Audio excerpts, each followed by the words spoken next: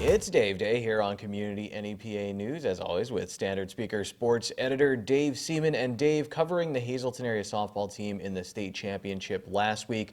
2 3-hour weather delays. Actually, the second one was longer than 3 hours. So the media was huddled underneath an overhang at Beard Field, Nittany Lion Park out in University Park at Penn State. And I was talking with you and Steve Stallone from the Standard Speaker, and you guys have been covering sports for a while. And I said, you think you saw it all, you've seen it all, and all of a sudden something like this happens? I think you said, yeah, no, I've never experienced anything like this. Coach Bob Bertoni from Hazelton area said the same thing. That was pretty unique. And the situation, Dave, 2 outs, bases loaded, and you get a lightning delay. You couldn't have scripted that.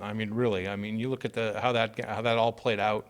It looked like it was going to be the delay to start the game, 3 hours. We're all waiting, and how our team's going to respond. And to Central Dauphin's credit, they jumped ahead early and were able to maintain that lead throughout. But then, at the end of the game, the Lady Cougars caught up to a fantastic pitcher, Sam Gress. Let's not take anything away from her. She was really good. She's going to North Carolina State for a reason.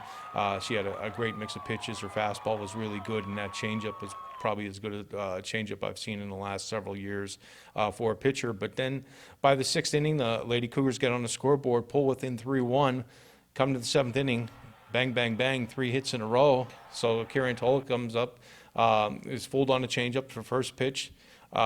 Second or third pitch, little short ball in right field, and I didn't think anybody was going to get it. And where Bella Culp, the second baseman, came from to make that play, what I'm still confused about is why Central Dauphin had the infield up with a 2-run lead in that instance.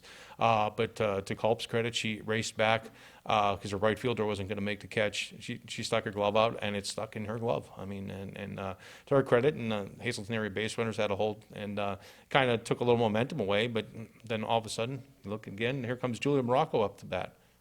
And then she kept waiting, we kept waiting, and then that's when a delay happened. And talk about a momentum sapper. That's what you call it. That really took away from the Cougars. If you want to look back at Hazelton Area High School, their softball run to the state championship, and after the state championship, Standard Speaker Steve Stallone and Dave Seaman had some great coverage. We also have a big feature story on the team this week on SSP TV News. And coming to the close of the high school sports season, Dave, this week, Standard Speaker having their first ever Athlete of the Week banquet. Some great performances honoring all those athletes who are Athletes of the Week. And the Standard Speaker will also be naming the Athlete of the Year.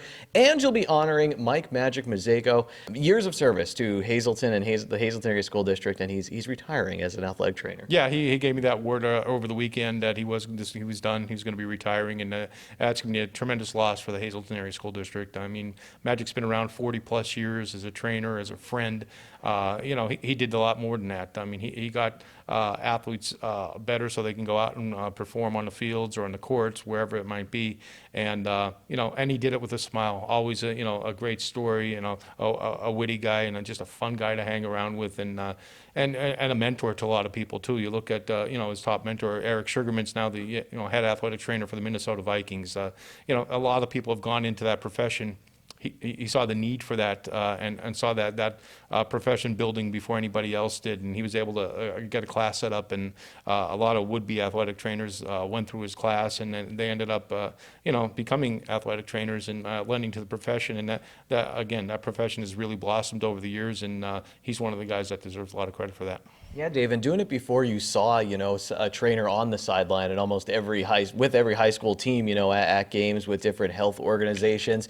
The local Little League All-Star Playoffs start this week as well, Dave. I was at a home run derby recently at Valley East Little League, and it was the younger teams playing, and, they moved the fence in a little bit, but it was fun to see the kids get so exciting. My buddy's son, he didn't hit one out, but he got a little hit on the infield and was happy to make contact, jumped, and was super happy. And Little League Baseball is a lot of fun and makes you remember what's so great about sports. Yeah, it's another thing that offers a lot of perspective because, you can watch the professional sports, college sports, and you get torn by the losses. Even, you go back to the softball team with, their tough loss and everything. But, it's tough when the Little Leaguers lose. But, usually 5 minutes after the game, they're chowing down on a hot dog and not worrying about what happened in the game before, looking at the next game where they're riding their bikes and being kids. And that's what it's all about. And, there's pressure, but it's a pressure that it's a fun pressure, if I can call it that, because they get a lot of support, and as long as we keep that in perspective, that it's a game and it's fun,